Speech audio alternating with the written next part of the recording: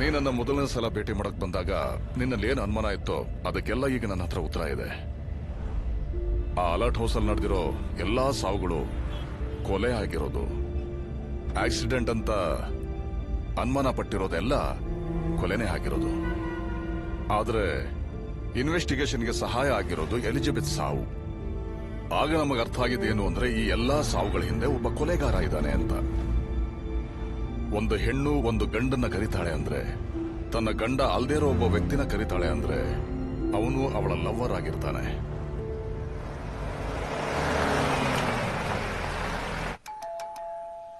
ಅಥವಾ ಡಾಕ್ಟರ್ ಆಗಿರ್ತಾರೆ.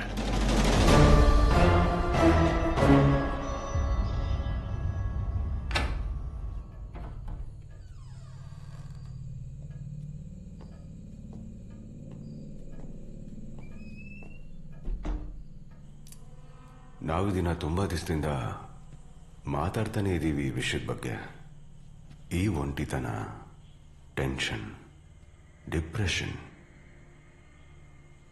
ಇದೆಲ್ಲದರಿಂದ ಆಚೆ ಬರೋದಕ್ಕೆ ಸದ್ಯಕ್ಕೆ ಆತ್ಮಹತ್ಯೆನೇ ಒಂದು ಸೊಲ್ಯೂಷನ್ ಅಂತ ಅನ್ನಿಸ್ತಿದೆಯಲ್ಲ ಮೇಡಮ್ಗೆ.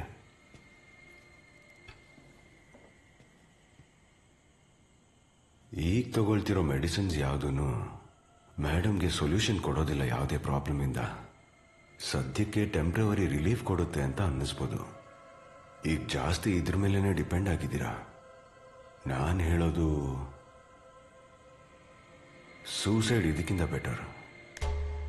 ಸುಮ್ಮನೆ ಯೋಚನೆ ಮಾಡಿ. ಮೇಡಮ್ನ ಹಸ್ಬೆಂಡು, ಬ್ರದರ್ಸ್ ವೈಫ್ ಯಾರು ನಿನ್ನ ಜೊತೆಗೆ ಇಲ್ವೇ ಇಲ್ಲ ಈ ಸಿಚುವೇಶನ್ ಅಲ್ಲಿ. They was selfish. ನಾವು ಈಗ ಡಿಸೈಡ್ ಮಾಡೋಣ ಯಾವಾಗ ಸಾಯ್ಬೇಕು ಮತ್ತೆ ಹೇಗೆ ಅಂತ.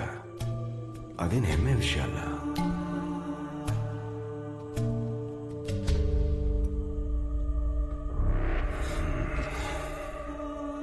ಸಂಜಯ್ ಕೊಟ್ಟಿರೋ ಮೆಡಿಕಲ್ ರಿಪೋರ್ಟ್ ನಲ್ಲಿರೋ ಪ್ಯಾಲಿಪ್ 06 ಟ್ಯಾಬ್ಲೆಟ್ ನಿಮ್ಮ ಮೆಡಿಕಲ್ ರಿಪೋರ್ಟ್ ಅಲ್ಲಿ ಇಲ್ಲ. ಅವಳೇನೋ ಗೊತ್ತಿಲ್ಲದೆ ತಗೊಂಡ್ಲು. ನೀವು ಅವಳ ಸೈಕಾಟ್ರಿಸ್ಟ್ ಡಾಕ್ಟರ್, ನೀವ್ಯಾಕೆ ಇದನ್ನು ಮುಚ್ಚಿಟ್ರಿ?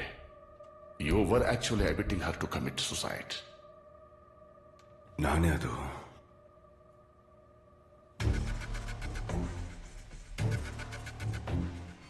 ಇದು ಸೆಲ್ಫ್ ಪ್ರೊಟೆಕ್ಷನ್ಗೆ ತಂದಿಟ್ಕೊಂಡಿರೋದಲ್ವಾ?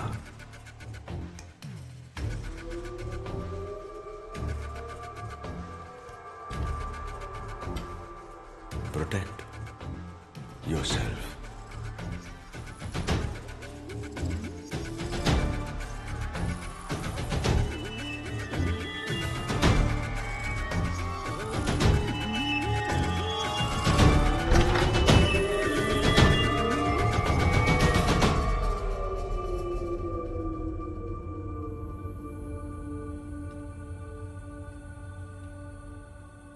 ಇದನ್ನೇ ಅಲ್ವಾ ಸಂಜಯ್ ನೀವು ಬೇರೆ ಫ್ಯಾಮಿಲಿಗೂ ಮಾಡಿದ್ದು?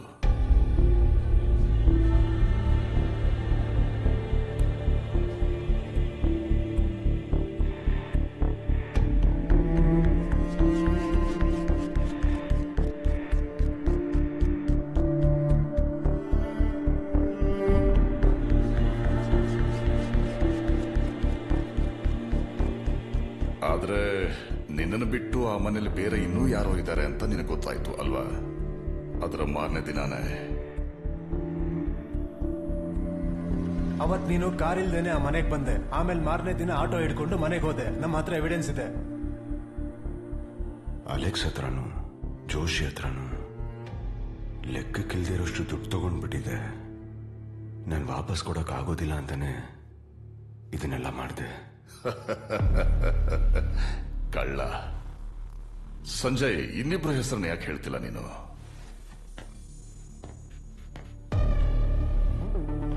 ಜೈಲು ಹೊರಗಡೆ ಇರೋ ಅವರಿಬ್ರು ನಿನ್ನನ್ನ ಸೇವ್ ಮಾಡ್ತಾರೆ ಅಂತ ಅನ್ಸುತ್ತಾ ನಿನಗೆ? ಸಂಜಯ್ ಜೋಶಿ ಅಥವಾ ಅಲೆಕ್ಸ್ ಹತ್ರ ಇದುವರೆಗೂ ₹1 ಕೂಡ ಇಸ್ಕೊಂಡಿಲ್ಲ. ಸಂಜಯ್ ಮತ್ತು ಇಬ್ರು ಫ್ರೆಂಡ್ಸ್ಗೆ ಅಲರ್ಟ್ ಹೌಸ್ನ ಇಡೀ ಸಂಪತ್ತು ಬೇಕು ಅನ್ಸಿತ್ತು ಅಲ್ವಾ?